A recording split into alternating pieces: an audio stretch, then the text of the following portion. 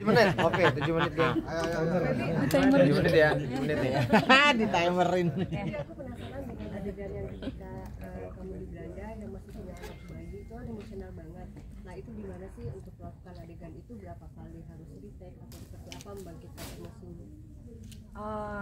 Ya itu menurut aku emang salah satu scene yang challenging ya, karena pertama aku sendiri pada saat itu belum nikah, apalagi memiliki anak.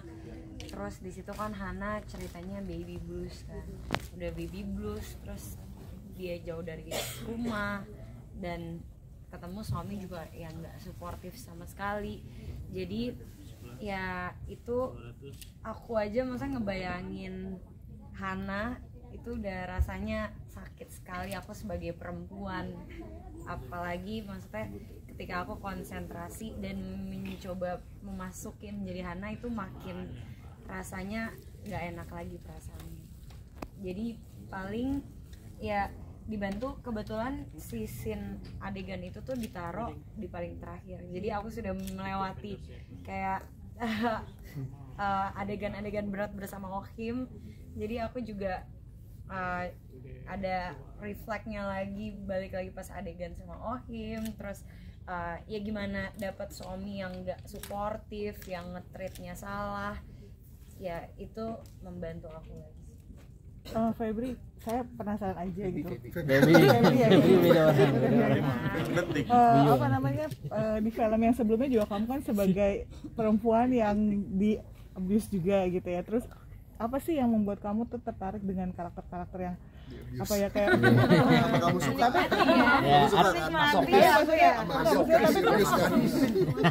Kayak fight back juga gitu kan akhirnya. Ya karena mungkin dari setiap karakter yang itu, dari yang sebelumnya sama yang sekarang tuh salah satu kesamaannya bahwa akhirnya si karakter ini tahu kapan di titik oke, ini nggak baik buat gue harus berhenti dan gue harus fight back, gue harus keluar dari situasi ini yang sudah tidak baik lagi untuk gue secara mentally, physically juga. Dan ya aku ngelihat kekuatan sih di situ dan sangat inspirasional banget gitu. Selain referensi dari film, mungkin pernah punya pengalaman juga mungkin supaya bisa dapat di dalam ini. Jangan ya. Amit-amit. Semoga Feby kemarin belum pernah sebelumnya dan sampai saat nanti jangan sampai mengalami apa yang Hana alami dalam film Sampai Nanti Hana. Mungkin boleh ke Bio dan ke Anjali. Enggak apa-apa. Mungkin Bio. Iya Bio minta 2 menit lagi. Iya Bio. 2 menit lagi. Iya Bio minta nomor tukang ledang nih Bio. Minta nomor tukang ledang. Bio nomor tukang ledang berapa Bio? Aktivis. Gitu. Itu gimana cara kalian untuk mendalami peran sebagai aktivis itu gitu? Aktif aja sih sebenarnya. Jadi aktivis kita mencoba untuk aktif ya, sebenarnya lebih vokal gitu dalam berkritik ke pemerintah gitu kan, itu sebenarnya salah satu aksen aja dalam filmnya. Jadi sebenarnya kita juga pertanyaan lagi, sorry. Ya, nanya dulu deh. Habis itu udah dijawab. Itu kan jawab udah. Nanya dulu deh. Lupa dia. Kan apa tadi Feby sempat bilang mainnya gestur, mata harus berbicara, maksudnya beda dari acting sebelumnya. Dan maksudnya nggak hanya Feby, kalian berempat itu sebagai tantangan baru, maksudnya secara tingkat acting ini termasuk tantangan terbesar nggak sih buat kalian berempat?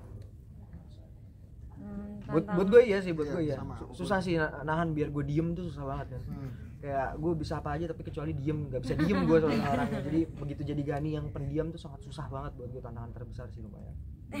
Tapi secara treatment untuk pas baca tuh sama Mas Agung itu gimana? Soalnya kan agak beda juga secara pribadi dan secara acting sebelumnya. Kalau baca sih biasanya saya dari kiri ke kanan.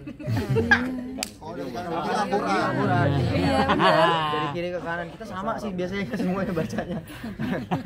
Jawaban seriusnya dari Feby. Parah, lempar. Apa sih mbak? Kan tadi Capek, baby capek baby.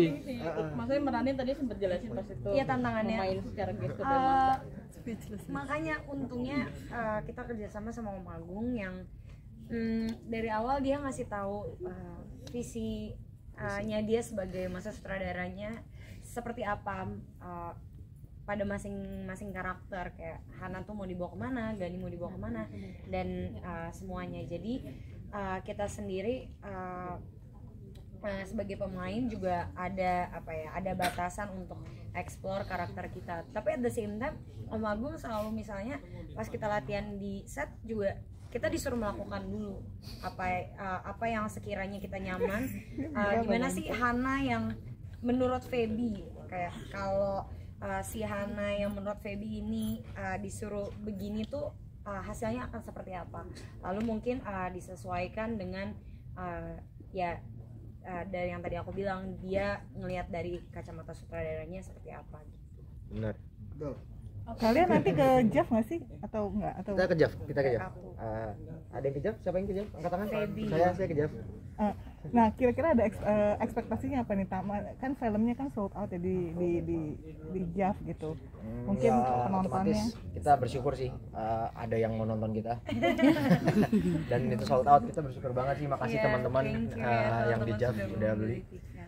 Kita kesana juga untuk merayakan Jav dan merayakan film ini di Jav bersama-sama teman-teman semuanya, penonton. Semoga nanti film ini sampai ke penonton yang baik dan mereka juga bisa mendapatkan perasaan yang luar biasa gitu.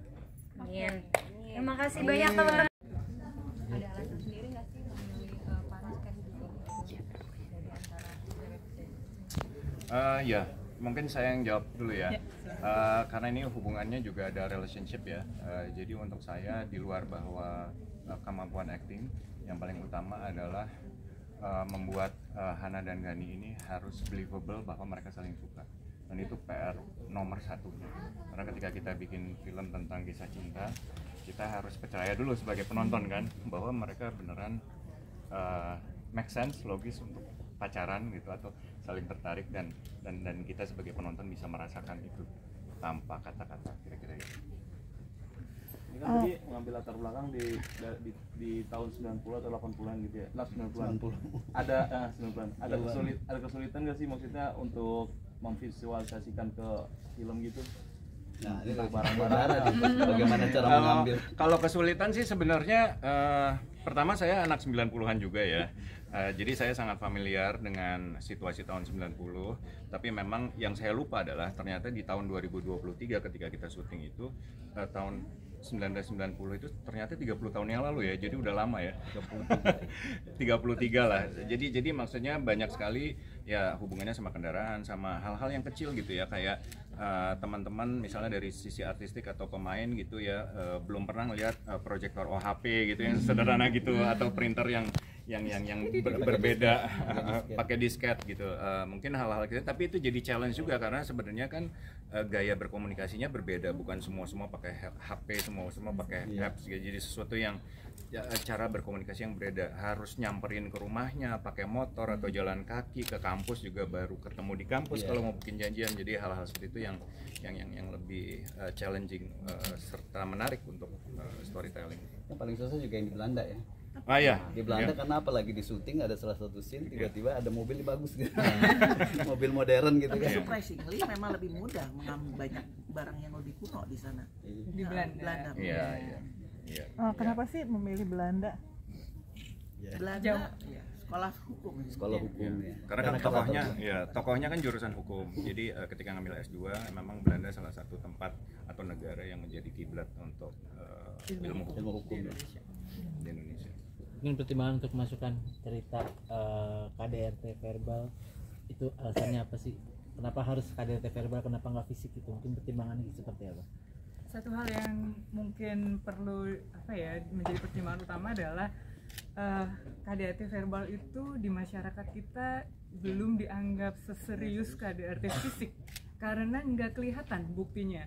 Yang bisa merasakan dan bisa menghayati hanya yang menerimanya. kayak psikolog di filmnya. Psikolog. Oke. Kebetulan background S1 saya psikologi gitu ya. Jadi memang itu sesuatu yang sangat powerful, merusak dari dalam buat yang menerimanya. Keputusan dia apakah dia mau menjadi korban yang diam atau menjadi orang yang bangkit dan survive dan keluar dari situasi tersebut. Masih biasanya semuanya bacanya. Jawaban seriusnya dari Feby. Parah, lempar.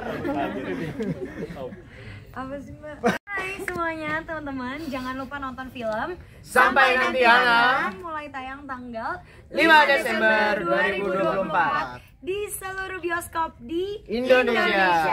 Dadah. Ya. Thank you. Dadah. Jangan nonton di HP, oke? Sama